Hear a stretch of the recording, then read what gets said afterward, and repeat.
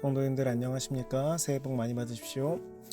오늘 함께 살펴볼 말씀은 사도행전 26장입니다. 사도행전 26장은 바울이 헤롯 아그리파 2세 앞에서 한 설교에 대한 내용입니다.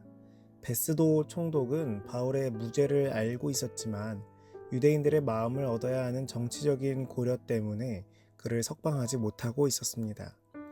그러는 와중에 바울이 로마 시민의 특권을 사용하여 황제에게 호소하게 되었습니다. 이것은 베스도를 난처한 처지에서 구원해 주는 것이 되었습니다. 이제는 아무리 거머리 같은 유대인들도 바울에 대해 어쩔 도리가 없게 된 것입니다.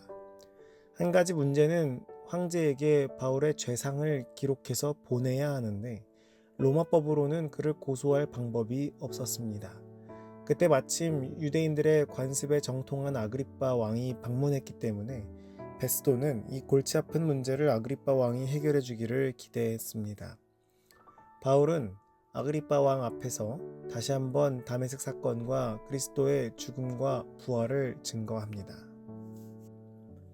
1절에 아그리빠가 바울더러 이르되 너를 위하여 말하기를 내게 허락하노라 하니 이에 바울이 손을 들어 변명하되, 아그리빠 왕에 대해서 조금 살펴보자면 이 사람은 갈릴리 지방을 다스리던 헤롯 아그리빠 2세입니다.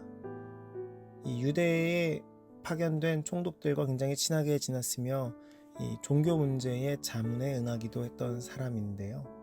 이 아그리빠 2세는 사실은 별로 이렇게 사생활이 건전하진 않았던 것으로 문헌들에는 기록이 좀 되어 있습니다. 2명의 아내가 있었고, 그 다음에 여동생 버니게와 함께 산다라고 하는 풍문이 있었는데, 하여튼간에 당시에 가이사랴에서 만났을 때도 이 사람은 이 버니게라고 하는 여동생과 같이 있었습니다.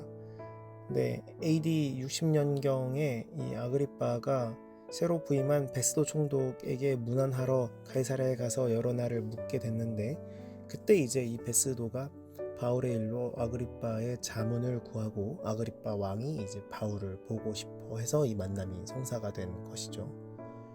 그래서 이 바울이 아그리빠 왕 앞에서도 이야기를 하기 시작을 하는데, 바울은 자신에게 있었던 이 다메섹 도상에서의 이 경험을 이야기를 합니다.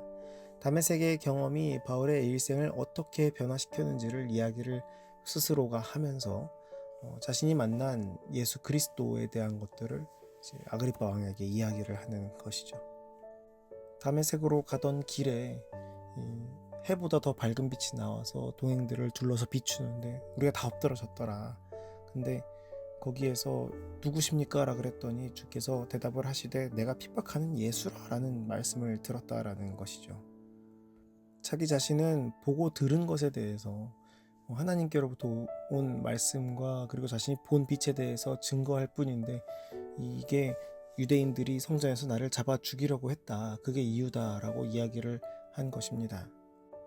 이 바울이 나름대로의 간증과 그리고 이런 설교들을 하고 나니까 이 베스도가 반응을 하게 되는데, 어떻게 얘기하냐면은 바울이 이같이 변명하며 베스도가 크게 소리하여 가로되 바울아 내가 미쳤도다, 내 많은 학문이 너를 미치게 한다 하니 24절에 보면 기록이 되어 있습니다. 바울이 이제 본인이 가장 말하기 좋아하는 주제, 자기 자신이 경험한 것이죠. 주제인 다메섹의 경험을 확신에 넘쳐서 이제 말을 하는데, 그의 설득력 있는 이 설교가 정말 최고조에 달하고 바울의 논리 정연한 말에 쫙 이제 녹아 들어가던 차에 그것에 당황한 이 베스도가 이제 이야기를 이렇게 한 것입니다. 너가 미쳤구나. 너의 많은 학문이 너를 미치게 한 게 분명하다라고 소리를 지른 것이죠.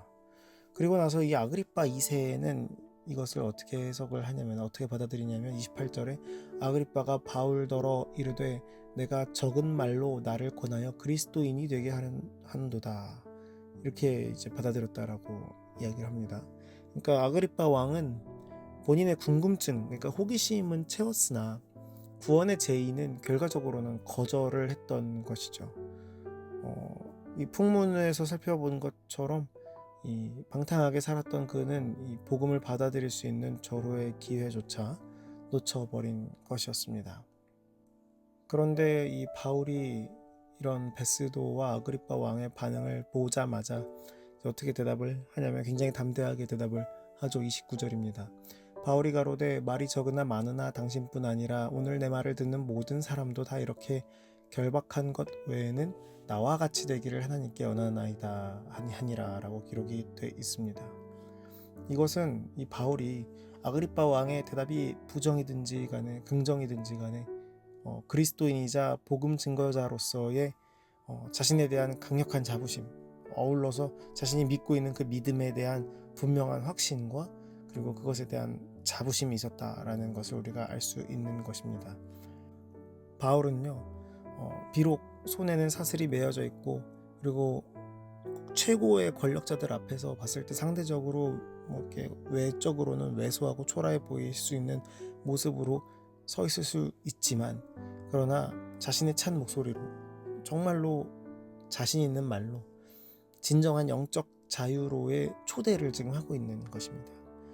예수 그리스도의 복음을 전하는 일이라면 자신의 안위는 고려하지 않는 그의 마지막 이 말들을 듣고 그곳에 있던 모든 사람들은 굉장히 깊은 감명을 받았을 것이라고 생각이 되어집니다.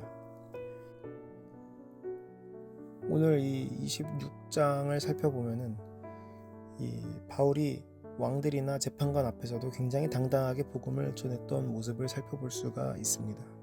진리에 대한 확고한 신앙과 확신이 있어야만 가능한 일이죠. 내가 가진 진리에 대해서 우리는 얼마나 확신이 있습니까?